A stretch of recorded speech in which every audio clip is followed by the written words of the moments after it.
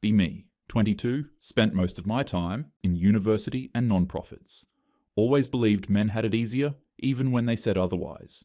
Not in a man-hater way, just logic said so. Always told men whining about marriage they were just bitter losers. Preached, real men raise the kid, DNA doesn't matter, to anyone who would listen. My dad's the example I pointed to, quiet, hardworking, loves mum, took care of me and my younger brother like we were gold. I grew up thinking I knew exactly how relationships worked. Thought marriage was about love, trust, and choosing each other every day.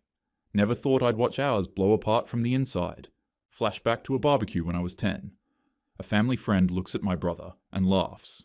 "Who's this handsome boy?" "He doesn't look like you, Dad." Everyone chuckles. Mum says, "Takes after my side," without missing a beat. Dad forces a smile, but I'm too young to clock it. I remember waking up one night to muffled voices in the kitchen. Mum saying, "You're imagining things," in that sharp way that ends an argument. I roll over, think nothing of it. There were other moments too, but they were easy to ignore. A family holiday photo where Dad's hand on my brother's shoulder looks stiff, like it's posed. The way Mum would shut down any talk about who the kids take after if it lingered too long. As a kid, you take your cues from the adults. If they act normal, you believe it's normal. My brother's 15 now, looks a little different than me and Dad. Darker skin tone, curlier hair, sharper cheekbones, but not cartoonishly different, still plausible. Whenever someone joked about it, Mum laughed, "Oh, he takes after my side." Sometimes she even pulled out old sepia photos of some distant Mediterranean relatives. People dropped it instantly. I never questioned it. Why would I? Mum and Dad have been solid for decades. Dad never so much as raised an eyebrow. Old school, loyal to a fault, never the type to get a paternity test. Loved us both equally, coached my brother's soccer games, helped with homework. If anyone hinted at, "Does he look like you?" Dad would brush it off. "He's my son, that's all that matters." Fast forward to this year. My brother gets hit with some nasty health issue, needs a specific treatment. Hospital runs routine genetic compatibility testing for family donors. The panel checks for the closest biological matches in immediate family. Nothing unusual, just standard protocol. They test Dad, Mum, me. Doctor walks in with this frozen expression. Dad isn't a match. At all. Not even biologically related. No, maybe the lab messed up, wiggle room. The medical report is undeniable. The doctor keeps glancing between us like he's holding a grenade, asks if we want to speak privately. Mum says, "It's fine. We're family. Say it here." The nurse suddenly finds something very interesting on her clipboard. The doctor clears his throat, voice shaky. "Mr. Dad's name. You're not a biological match." The words just hang there. No one moves. For a second, I honestly think Dad didn't hear him, because he's not reacting. But then I notice his hands, fingers curling in slow, tight fists on his knees. His jaw shifts like he's chewing glass. Mum laughs. This thin, brittle laugh that sounds like she borrowed it from someone else. "Oh, come on, that's ridiculous. You must have mixed up the files." Her eyes keep flicking from Dad to the floor to the doctor, like she's looking for a trapdoor to fall through. The nurse still won't make eye contact. Dad doesn't look at anyone. He's staring at this spot on the wall, like if he keeps it in focus, he won't explode. The doctor starts fumbling with his clipboard, says something about genetic incompatibility and 0 probability of paternity. My stomach goes cold. It's not just a mismatch. They're saying Dad and my brother share nothing. No strands of DNA, no connection, except the one we all thought was there. Dad's voice is so quiet, I almost miss it. "Run it again." The doctor nods, but the way he does it, like he knows it'll come back the same. Mum instantly jumps in. It must be a hospital error.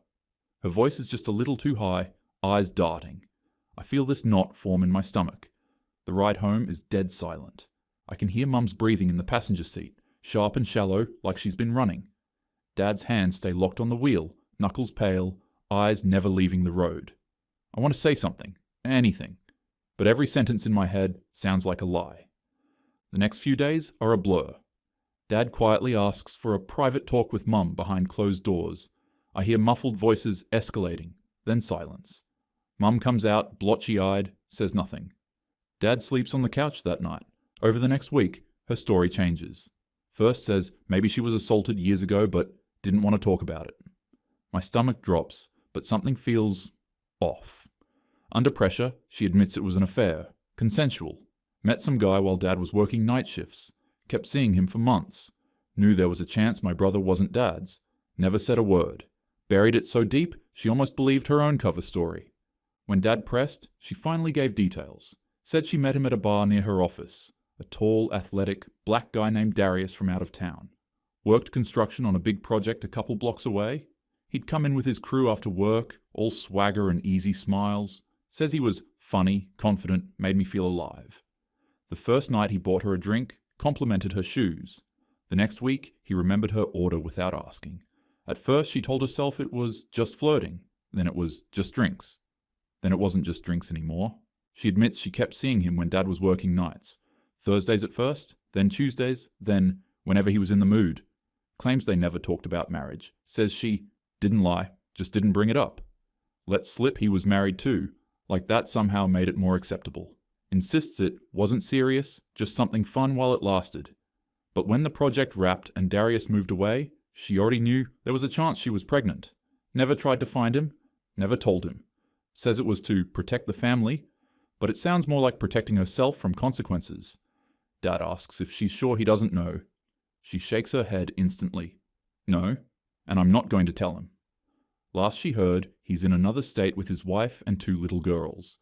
Dad's mouth tightens like he wants to ask more, but doesn't. For a second, I almost feel sorry for her. Then I remember she had over a decade to come clean and didn't. A couple nights later, I wake up for water, hear voices from the kitchen. Dad, low but sharp. I gave you everything. Mum, I was lonely.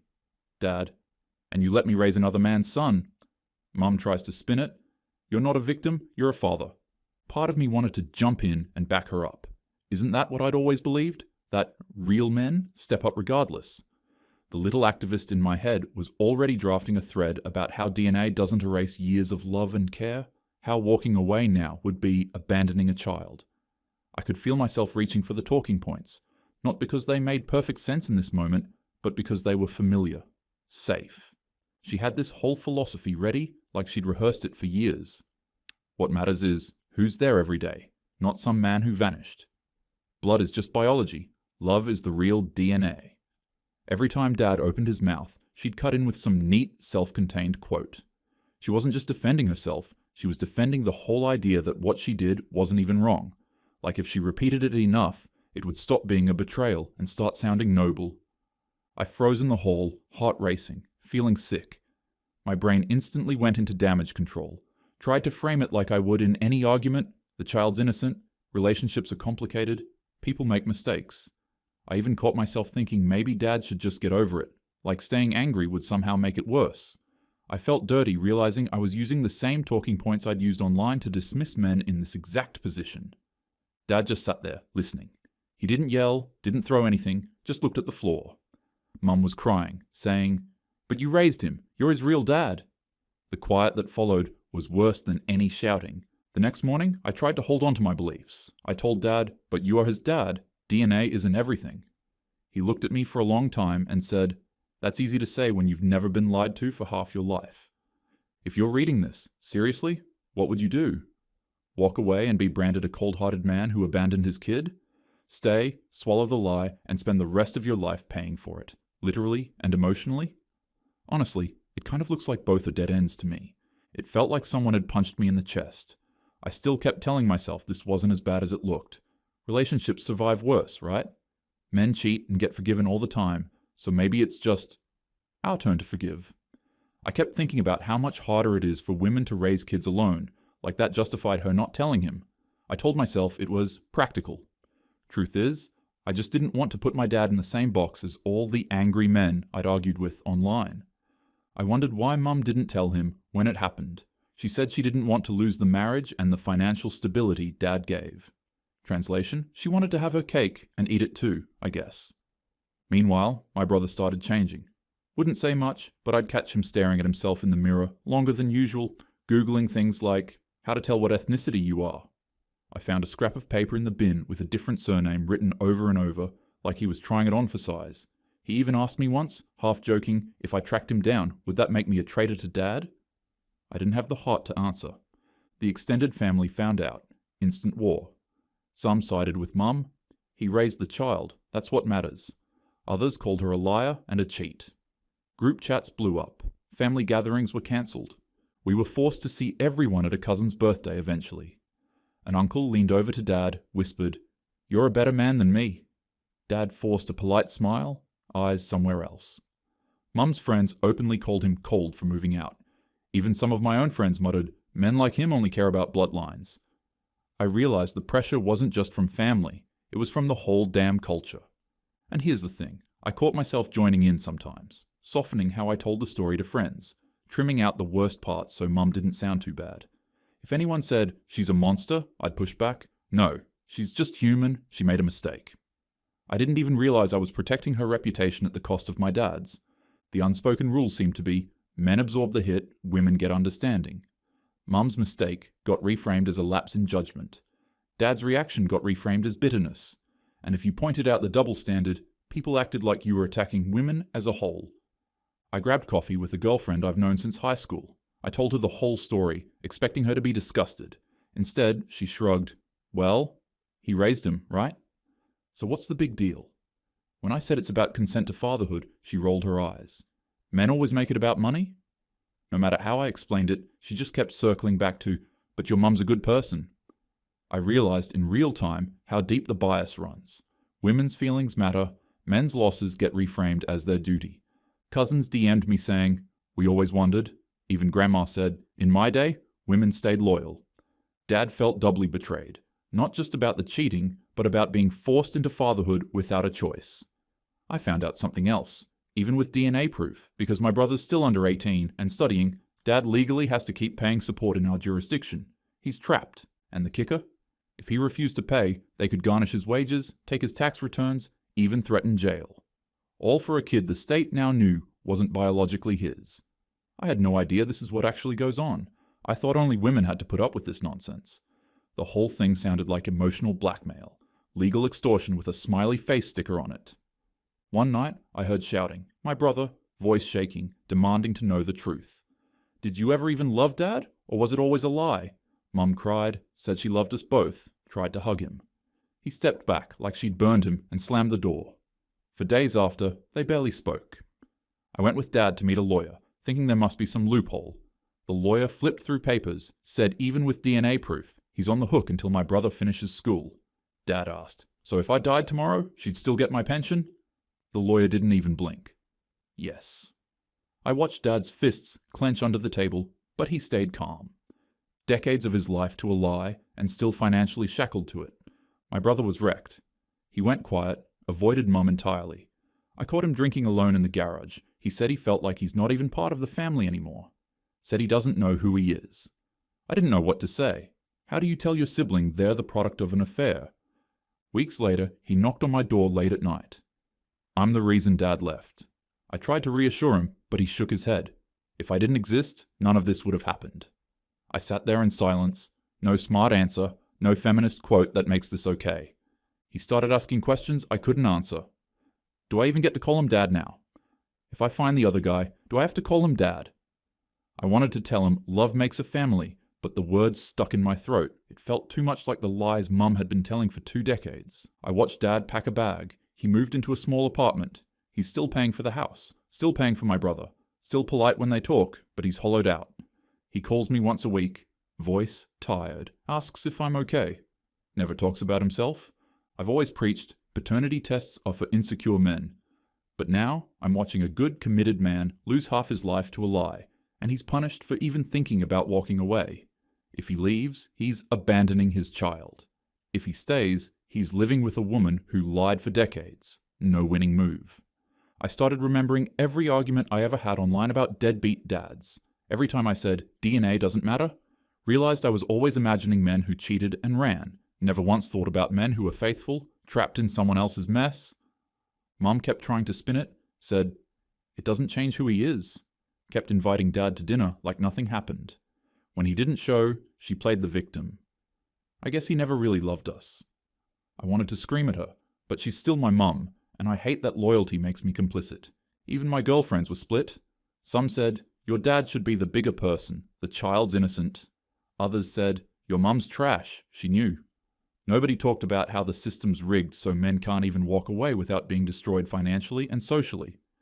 Even then, I caught myself thinking, maybe that's a good thing? If men could just leave without consequences, wouldn't more of them do it? Years of being told men always run had wired me to see guardrails as necessary. But sitting there, watching my dad pay for a lie, I started wondering if those guardrails were just cages with nicer branding. Weeks turned into months. Dad stopped coming to birthdays. My brother didn't smile anymore. Mum threw herself into charity work like she was atoning, but never actually apologized properly. Just kept saying, let's move forward, as if the past didn't blow up the whole present. Late one night, I was scrolling and saw a post from a guy ranting about how marriage is a scam for men. Normally, I'd roll my eyes. This time, I read every word. Thought about Dad sleeping in that tiny apartment he's still paying for while Mum lives in the house she lied to keep. Thought about my brother, wondering who he really is. Thought about my family splitting into two camps overnight. And I got it. I sat in bed that night thinking about every smug reply I'd ever typed to some random man online. The way I'd mocked guys for wanting paternity tests, called them insecure. Never once stopped to think how it feels to love a child your whole life, only to be told it's not yours, and then be punished for leaving. I heard Mum on the phone one night. He'll come around. Men always do. Something in me snapped. Realized some women bank on the idea men's loyalty is unbreakable. I walked into the kitchen the next day and told her flatly, "You don't deserve him." She didn't even flinch, just said, "You'll understand when you have kids." The arrogance of it hit me harder than the affair details, like she still believed she'd done the noble thing and everyone else was just too immature to see it. For the first time in my life, I get it. Next family dinner, someone joked about me settling down soon. I laughed and said, maybe I'll just stay single. Seems safer. Dad smirked for the first time in months. It's not much, but it's something. When you finally realize some men give up on marriage because it's a loaded gun pointed at their head the whole time. Did I help make things worse?